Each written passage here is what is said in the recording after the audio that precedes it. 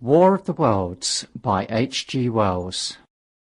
Book 2, Chapter 5, The Stillness. My first act before I went into the pantry was to fasten the door between the kitchen and the scullery. But the pantry was empty.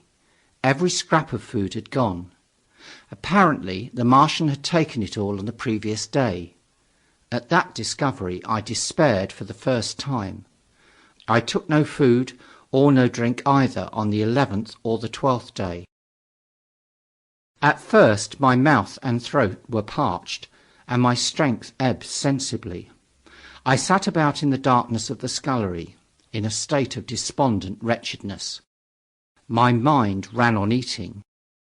I thought I had become deaf, for the noises of movement I had been so accustomed to hear from the pit had ceased absolutely. I did not feel strong enough to crawl noiselessly to the peephole, or I would have gone there.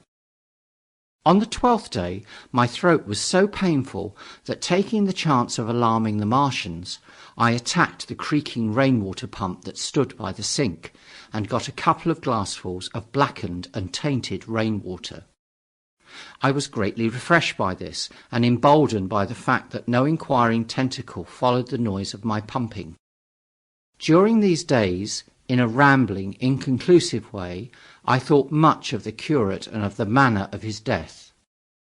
On the 13th day I drank some more water, and dozed, and thought disjointedly of eating and of vague, impossible plans of escape.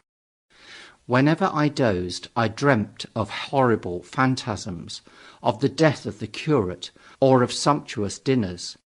But, asleep or awake, I felt a keen pain that urged me to drink again and again. The light that came into the scullery was no longer grey, but red.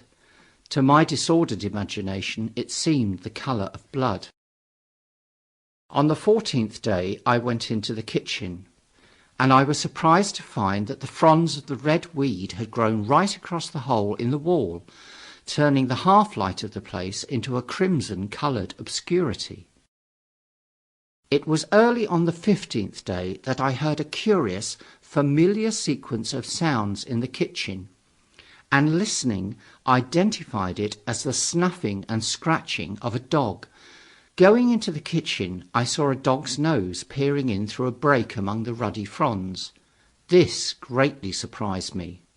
At the scent of me he barked shortly. I thought, if I could induce him to come into the place quietly, I should be able, perhaps, to kill and eat him. And in any case it would be advisable to kill him, lest his actions attracted the attention of the Martians.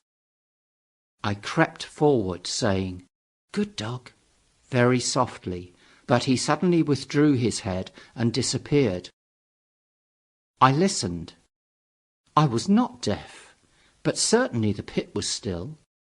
I heard a sound like the flutter of a bird's wing, and a hoarse croaking, but that was all. For a long while I lay close to the peephole, but not daring to move aside the red plants that obscured it.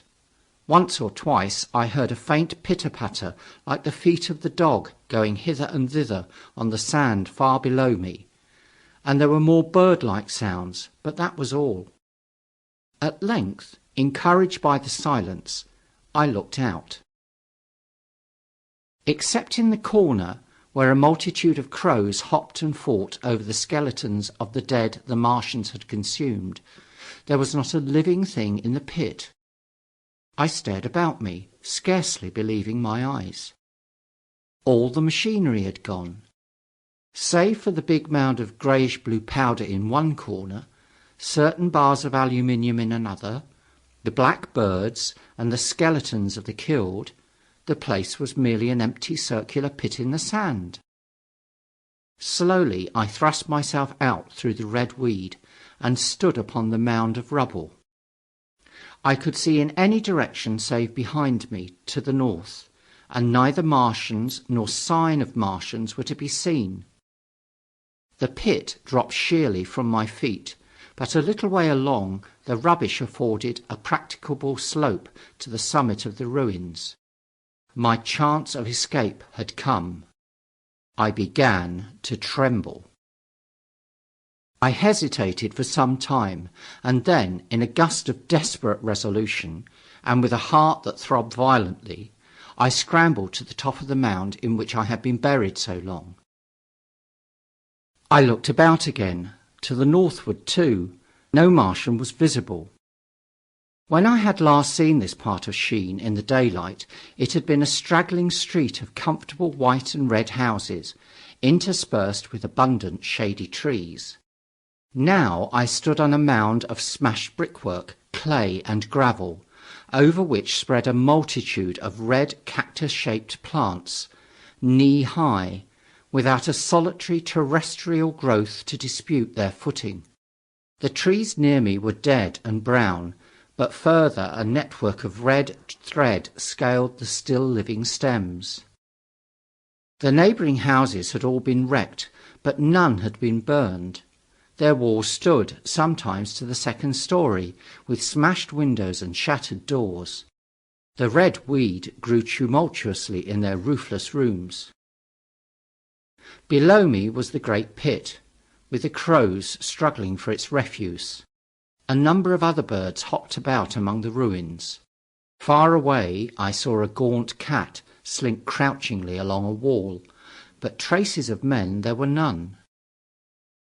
The day seemed, by contrast with my recent confinement, dazzlingly bright, the sky a glowing blue.